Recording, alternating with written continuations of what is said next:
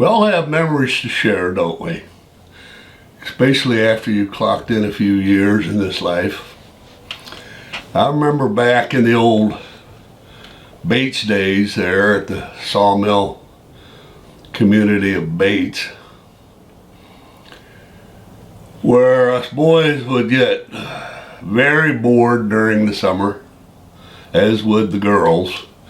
There was just so little to do. Of course, that was back in the early 1960s. We didn't have cell phones and computer games, nor computers, nor TV, nor. So, somehow, some way, us boys, younger boys, I probably was around 9, 8, 9, probably, maybe 10, more like 9.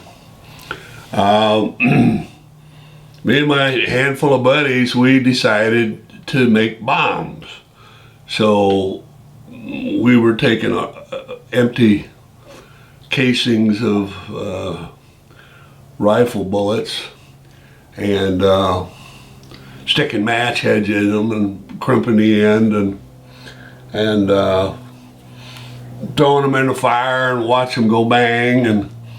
And we were trying various ways to take gunpowder and make it go bang. And of course, we started out with the high pressure squirt cans that were empty and throw those in the fire. We'd get 10, 15, 20 of those, throw them in the fire and watch them all start exploding, you know, like fireworks going off. So we progressed.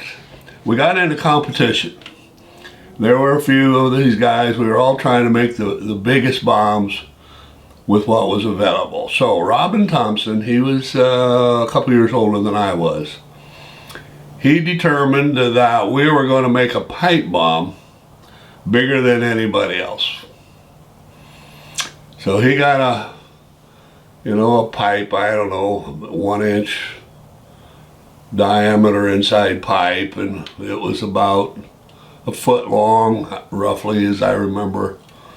And we took an axe and crimped one end of it, pounded it down until it was seal tight. And then took match heads and put those inside the pipe. When it was about half filled, we took 5 rolls of these caps. Some of us may not remember what caps were, but they had little cap guns, you know, that all the boys played with, cowboys and Indians and whatnot, you know. And so we took those caps, thought that extra gunpowder might make it blow a little louder, a little more powerful. So we stuck the caps in there and then filled the second half of the pipe with match heads again. Now, we needed a way to crimp that pipe bomb before we could throw it in the fire. And Robin Thompson, being very influential that he was, conned me into holding that pipe on the chopping block while he took a one-bladed axe and started pounding on that side of the pipe bomb. And I'm telling him, don't you miss. Make sure you get it right at the very end, you know. If you hit it higher, that thing's going to ignite, blow up, and blow my hand off, and maybe my head off, and who knows what. No, don't worry about it. It'll be all right. I'll be careful. Well, he got it halfway, 3/4 of the way done, and that baby went off. We were in his woodshed. That baby went off. It was so loud. I immediately went into a state of shock, though I didn't know it, because the woodshed was so filled with smoke, I didn't know where I was. I couldn't see, and I was dazed from the blast. And finally he grabbed my hand and pulled me out of the woodshed, and when I got my senses a bit later, I noticed that my whole right arm was bloody, blood everywhere. And so somebody rushed me off to the hospital in John Day. That was the closest hospital. Was about 45-minute drive up over the mountain range down the other side. And they proceeded to pick splinters of metal, mostly wooden splinters from the match heads out of my left hand and arm, and it got a little less. Most of it was down, you know, in this area. But some of it went up into my face. By the grace of God, it didn't get into my eyes. And boy, it took a while for that to heal up. But needless to say, the elders of the community outlawed young boys from making any more pipe bombs and baits that summer. So I was fortunate to escape something far more serious, as was Robin, because if that thing ended up, we found out some time later that only half of those matches ignited. The caps that we had crammed in there, actually, the combustion or that blew up ended with those caps. The caps did not blow up. It was really kind of a stupid thing to do, to be honest about it. We should have known, but oh well, we were just kids.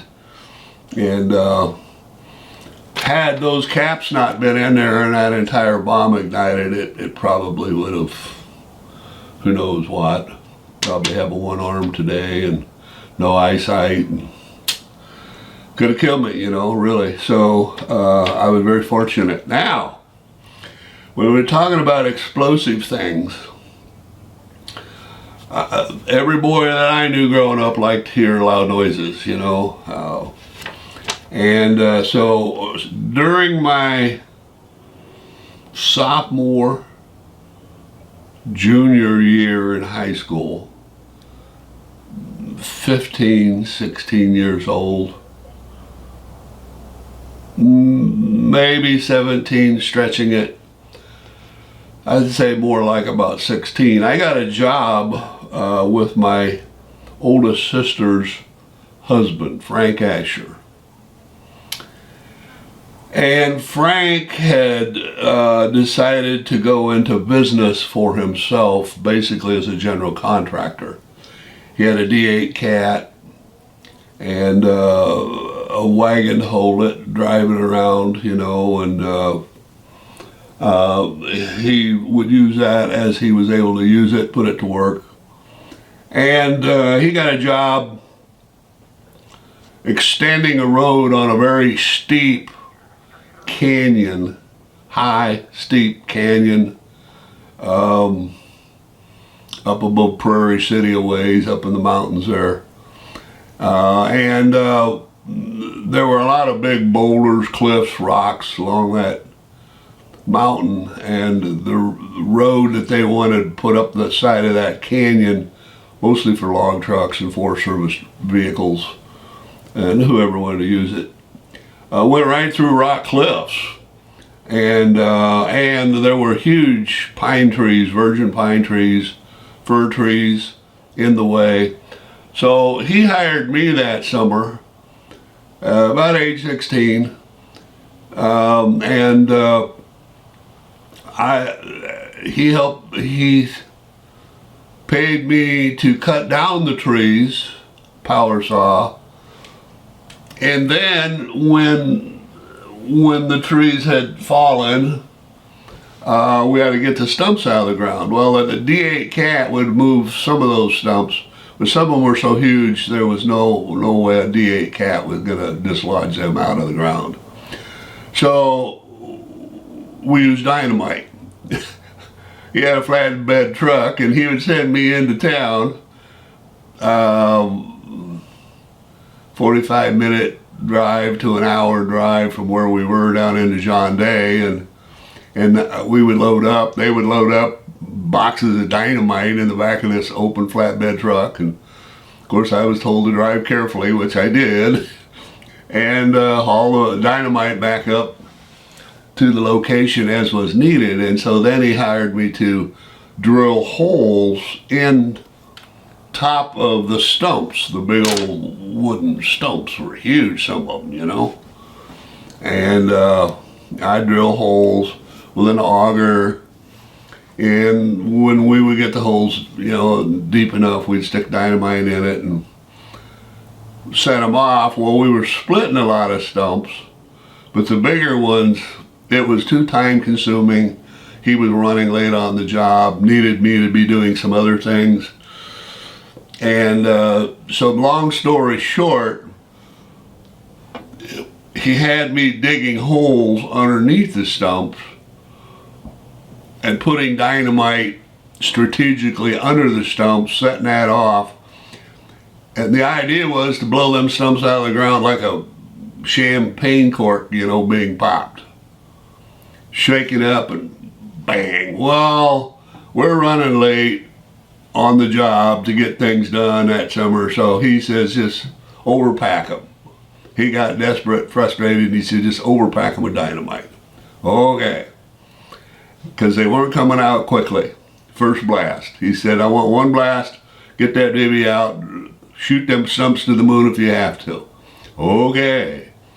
So we did. Well, when I was going to set a stump off, debris, rocks, and dirt and stuff, tree roots and parts of the stump flew everywhere. And so I would let him know when I'm going to pop off a stump, you know. And so he, depending on where we were, Frank was like a little kid. In that, you know, we would try to get as close to the dynamite blast as we could, just to feel the concussion and the sound go by us, and see all the debris, you know, go up, but be safe. So, you know, we had to be behind something, so we had some protection. And oh my gosh, sometimes we put half a case of dynamite under one of those stumps, you know. Some of them were so huge and lodged in the rocks, the roots, and we touched one of them babies off. Had no hearing protection, right? No, that was our hearing protection. And boy, oh boy, we touched some of them babies off, and up into the sky, the stumps would go, and roots and rocks and dirt, and it would rain down all around us. It was crazy. But fun, oh, was it fun. A 16-year-old kid with endless cases of dynamite to pop stuff out of the ground. I was in heaven. Best job I ever had. My whole life, best job. I don't know if he ever made any money on that job or not. He spent a lot of it on dynamite, but he got some laughs. There was some fun for him in it too. So anyway, that's pretty much the Big Bang stories.